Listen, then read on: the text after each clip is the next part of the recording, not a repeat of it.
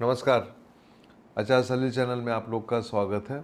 मेरा जो पिछला वीडियो था जिसमें मैंने अपनी कैलकुलेशन के हिसाब से बताया कि बीजेपी को मैजिक फिगर में थोड़ी सी प्रॉब्लम हो रही है और मैंने उसमें ये भी चर्चा की थी कि मोदी जी जो मैंडेट लेके आए थे 2014 में 2019 में, वो मैंडेट लाने में थोड़ी सी प्रॉब्लम हो रही है, कहीं ना कहीं कुछ अड़चने आ रही हैं।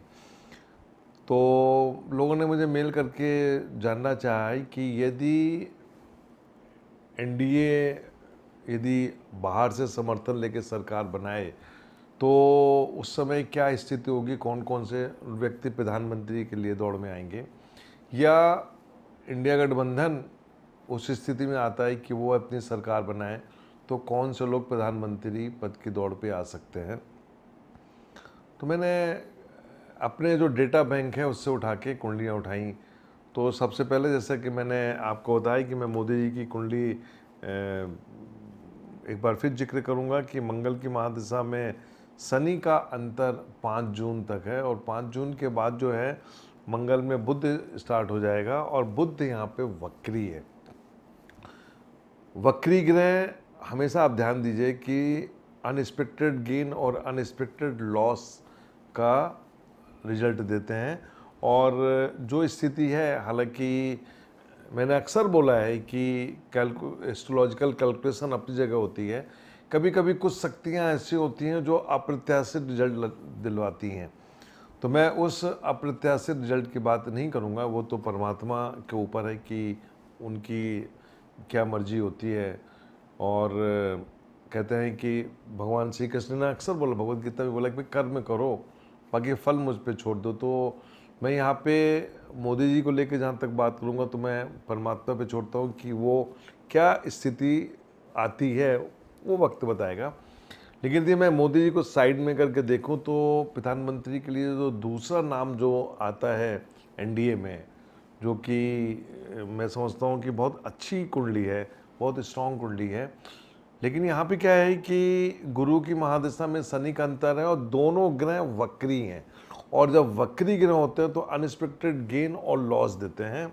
और ये जो पीरियड चल रहा है इनकी कुंडली में वो 5 जून तक है और 5 जून के बाद इसमें मरकरी कनेक्ट हो रहा है और ये मरकरी बहुत पॉजिटिव है इस कुंडली में।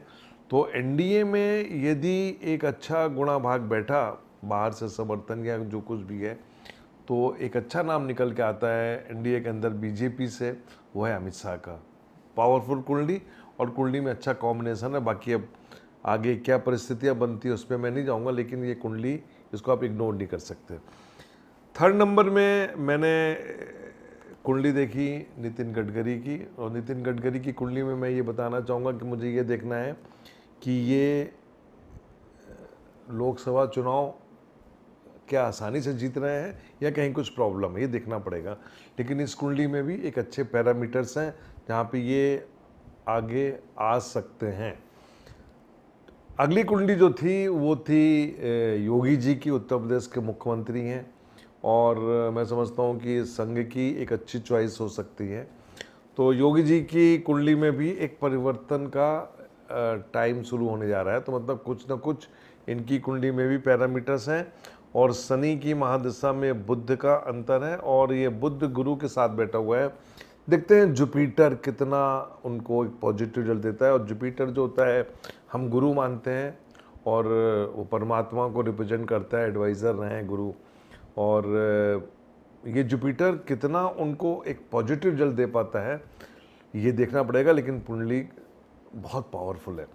और लास्ट में एक कुंडली और मैं बीजेपी के अंदर से देखूंगा और वो है राजनाथ सिंह जी की। राजनाथ सिंह जी की कुंडली में यदि मैं पैरामीटर्स देखूं तो यहाँ पे भी एक पॉजिटिव पैरामीटर है और उनको भी आप इग्नोर नहीं कर सकते। वो भी अपनी एक दावेदारी तो मैं नहीं बोल सकता, लेकिन उनका नाम भी आगे आ सकता है। ये नाम जो है जो चर्चा किया बीजेपी से, यदि बीजेपी 272 का मैजिक फिगर नहीं ले पाती तो ये नाम आएंगे। लेकिन यदि सपोज कीजिए कि जैसा कि मैं कुंडली में देख रहा हूँ कि हर रीजनल पार्टियां अपनी अपनी जगह पे एक अच्छा परफॉर्मेंस दे रही हैं, और वो रिजल्ट में आप देखिएगा, जब वो रिजल्ट आएगा आपके पास 4 जून को, तो कहीं ना कहीं वो चीज़ें नज़र आएंगी। और इस चुनाव में बहुत सी चीज़ें हुई हैं और ऊपर नीचे हुई हैं, उस पर मैं चर्चा नहीं करना चाहता, लेकिन मैं ये मान के चल रहा हूँ कि एक पॉजिटिव रिजल्ट आएगा, जो जिसको देख के हम देखेंगे कि अगला प्रधानमंत्री कौन बनेगा। विपक्ष की तरफ से मैं देखूं तो मुझे एक नाम बहुत अच्छा समझ में आता है, और उनकी कुंडली में भी अच्छे पैरामीटर्स हैं। मरकरी में वीनस चल रहा है, हेल्थ का मुझे पता नहीं है, यदि उनकी हेल्थ अच्छी है तो मैं समझता हूं कि वो विपक्ष की तरफ से एक सर्वमान्य हो सकते हैं, और वो हैं शरद पवार जी। पावरफुल कुंडली, एक 50 साल से ज़्यादा का भी उनका अनुभव। और शनि का जो ट्रांजिट है इनकी कुंडली, वृश्चिक लग्न की कुंडली है, शनि का जो ट्रांजिट है वो बहुत ही पावरफुल ट्रांजिट है, और नवांश कुंडली में भी एक अच्छा पावरफुल ट्रांजिट है, और दशमांश में भी अच्छा पावरफुल है। मैंने इनके 50 साल के करियर को देखा। एक मैं और मुद्दों पे चर्चा नहीं करूँगा, लेकिन एक ऐसा पॉलिटिशियन जो बहुत ही सौम्य और जिसको बोलते हैं बैलेंस्ड बात करने वाला। बीजेपी के अंदर एक पर्सनालिटी मुझे राजनाथ सिंह में दिखती है, गडकरी में दिखती है, अमित शाह जी की एक डिफरेंट पर्सनालिटी है, वो पर्सनालिटी और योगी जी की पर्सनालिटी मिलती है। तो शरद पवार जी की वृश्चिक लग्न की कुंडली में लग्न में सूर्य और बुध बैठा हुआ है, और एक प्रबल राजयोग की तरफ कुंडली जा रही है। हालांकि हेल्थ की प्रॉब्लम है, कैंसर से पीड़ित हैं, मुझे ऐसा बताया गया लोगों ने, लेकिन यदि उनकी हेल्थ अच्छी है तो मैं समझता हूँ कि उनकी एक अंतिम इच्छा भी रही है कि वो भारत के प्रधानमंत्री बने।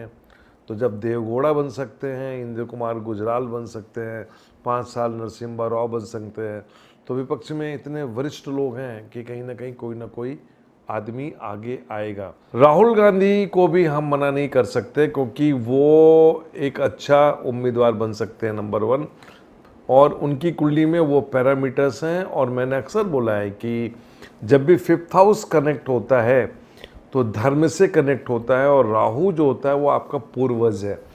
तो मैंने देखा कि राहुल गांधी ने काफ़ी यात्राएं करी, और धार्मिक मंदिरों में गए, और काफ़ी पूजा पाठ भी करी। तो ये चीज़ें, हाउसेस, 5वां घर जो होता है वो धर्म का होता है, वो चीज़ें कनेक्ट हुई। और कांग्रेस को मैं ऑलरेडी बोल रहा हूँ कि कांग्रेस 100 से 125 के बीच में सेकंड लार्जेस्ट पार्टी के रूप में आएगी। तो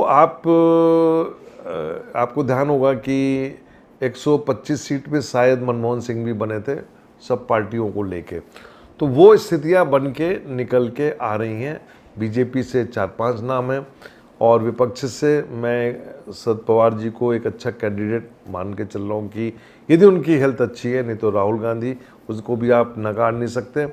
जहाँ तक खड़गे जी का सवाल है, एग्जैक्ट डेटा मेरे पास नहीं है कि उनका क्या है, लेकिन चूंकि साउथ से रिप्रेजेंट करते हैं, और साउथ पूरा जो मूव कर रहा है वो विपक्ष की तरफ जा रहा है, तो मैं समझता हूँ कि वो भी एक अच्छे दावेदार हो सकते हैं। लेकिन मेरी यदि आप ओपिनियन पूछेंगे तो मुझे ऐसा लगता है कि एक इस समय जो बड़ा तेज़ी से उभरता नाम है वो है शरद पवार, और इधर आप राजनाथ सिंह जी को न्यूट्रल कैंडिडेट के रूप में मना नहीं कर सकते, लेकिन जो पावरफुल नाम है वो शरद पवार का है। देखते हैं 4 तारीख को क्या रिजल्ट आता है, इसके बाद दोबारा आपको इस विषय पे अपडेट दूंगा। नमस्कार।